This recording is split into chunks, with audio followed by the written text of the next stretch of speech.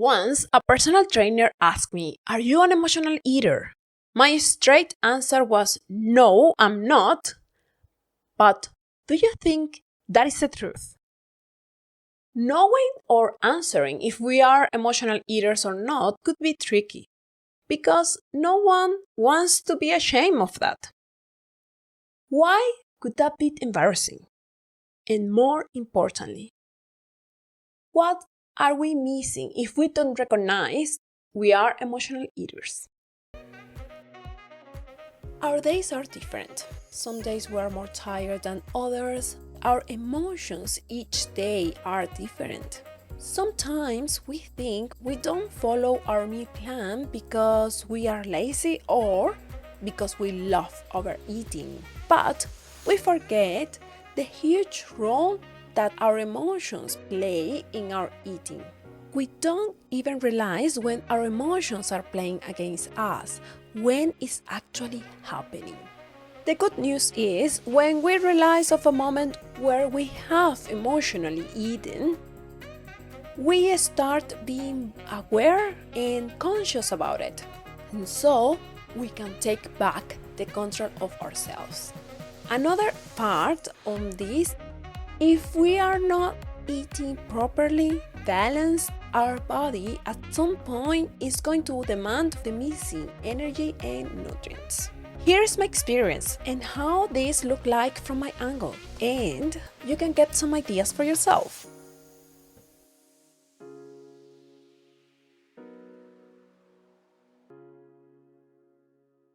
Welcome back to another episode of Shaking Angles. My name is Naidet Mesones, and I'm so honored for you choosing this space to get some ideas. And let's get into it. Well, being an emotional eater was embarrassing to me because I thought that's like eating the whole fridge at once because of so many beliefs in regards to that. But think about this.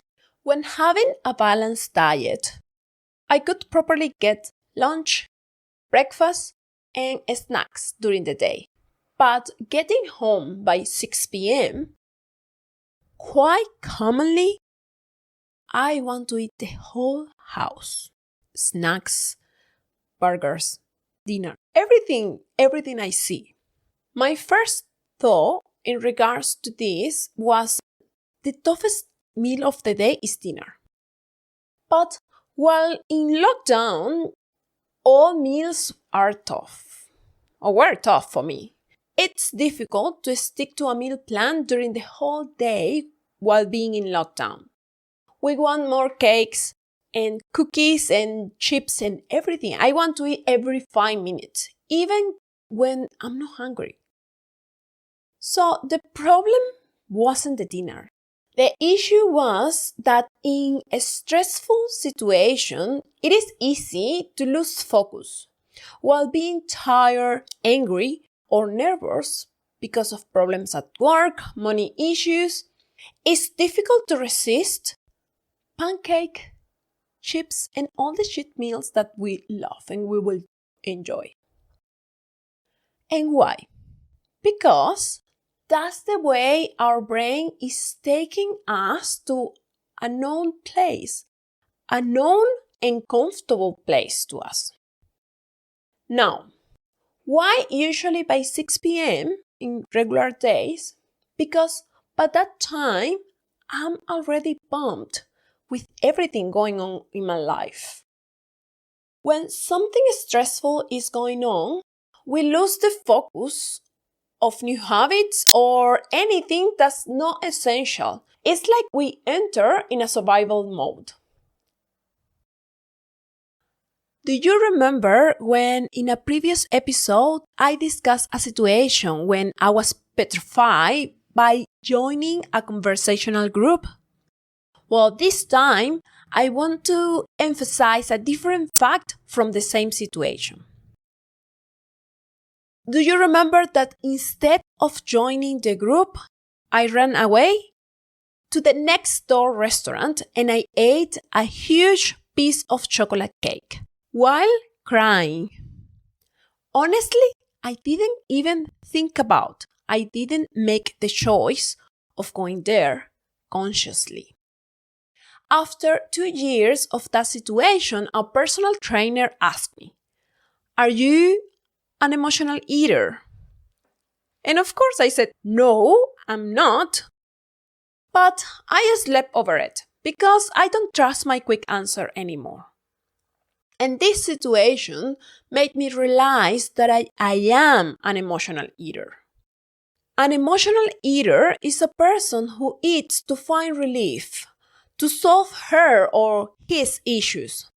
Doesn't have to be tons of food. Just the fact of eating to get relief makes us emotional eaters. From that experience, I saw, there was no way to focus on my diet while being in that frightening situation.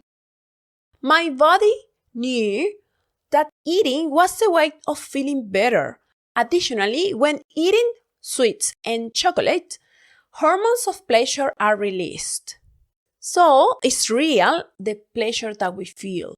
Look, being an emotional eater is not embarrassing at all after I understood why that happened. In fact, it's pretty normal.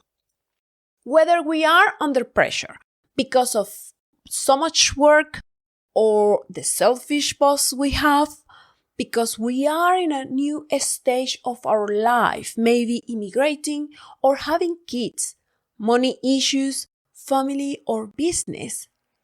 Anything stressful could make us lose focus and make us to move back to a comfort zone.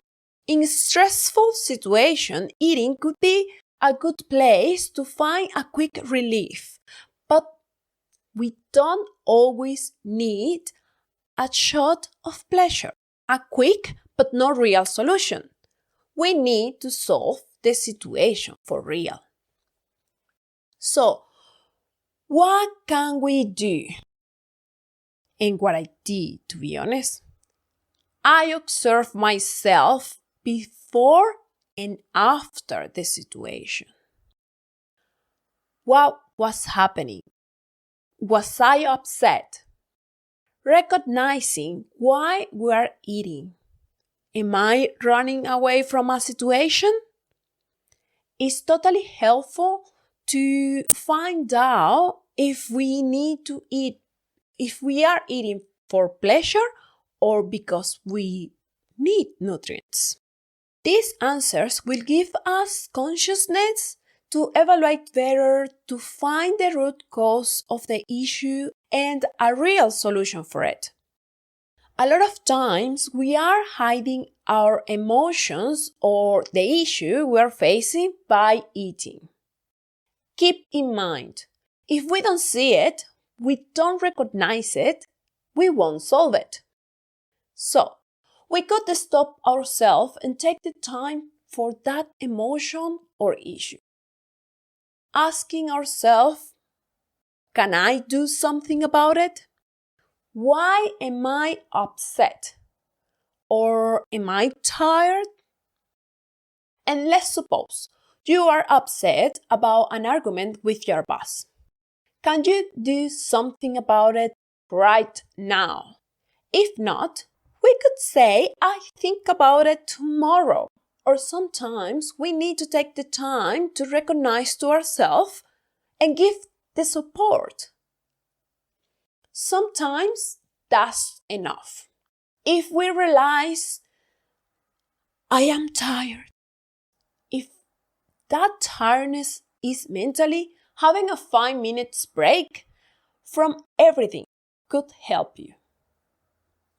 A 5 minutes walk, dancing, singing a song, painting, or simply sleeping, whatever fits you better will be energizing. Sometimes a solution is to feel, to cry, to recognize we are upset, but we have to sit and feel it. In reality, unless we are hungry, none of our issues are going to be solved by eating. The issue will wait for the right solution. However, sometimes we can't help ourselves, and we need to relax in any way possible. If eating is the way, well, do it. Just do it consciously, without regrets or blames. When I have done it, nowadays I have told myself I won't get upset with it after all.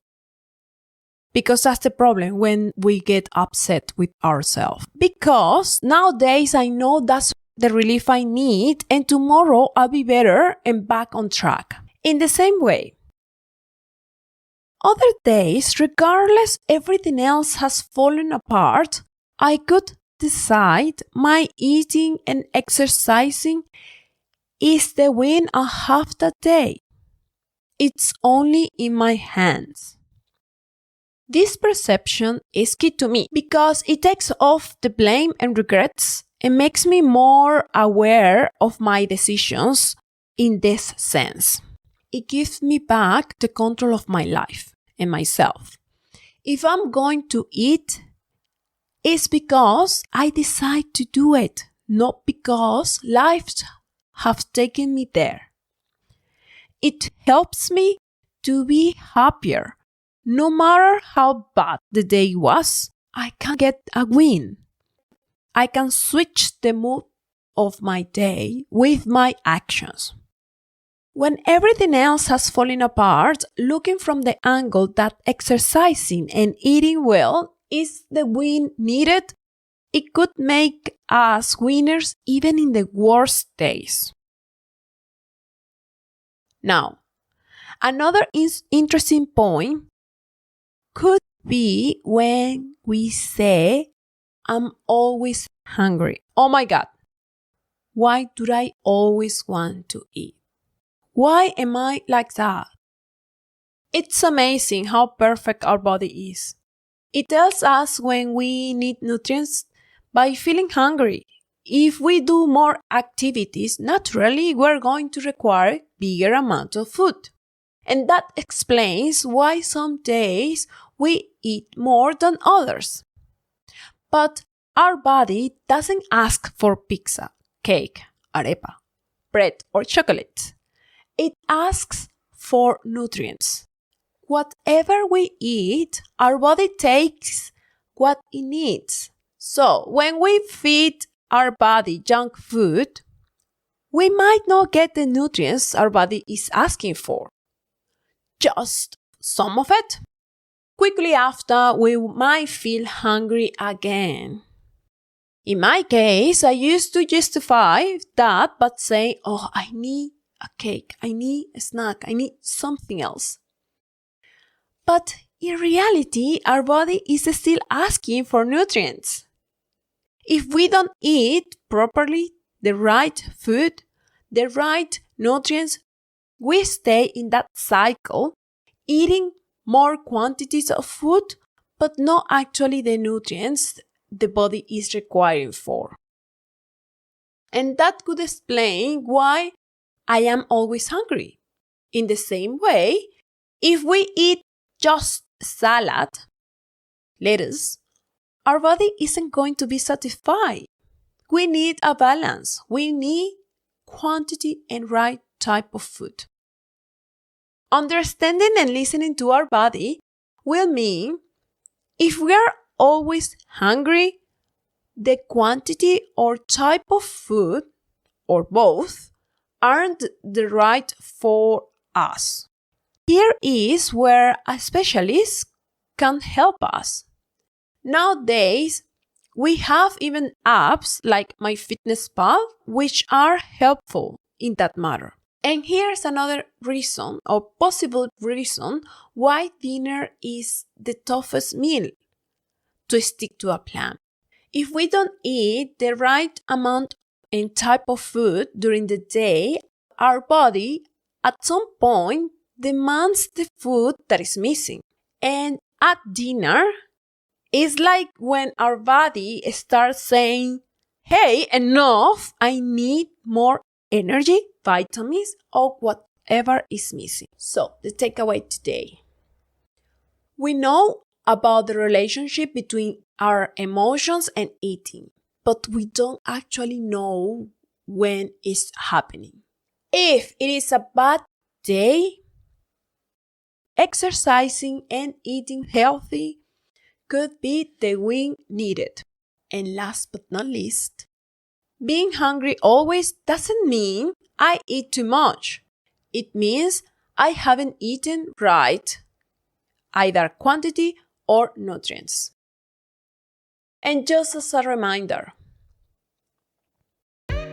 when we know why we are doing something, it gives us the freedom because we know our choices, consequences, and we decide how to live. So it's not a matter of being perfect, but having the right balance. Enjoying everything that you are doing. This is everything for today. Hope you feel great this week and have the wisdom to live and appreciate the value of today. See you next week.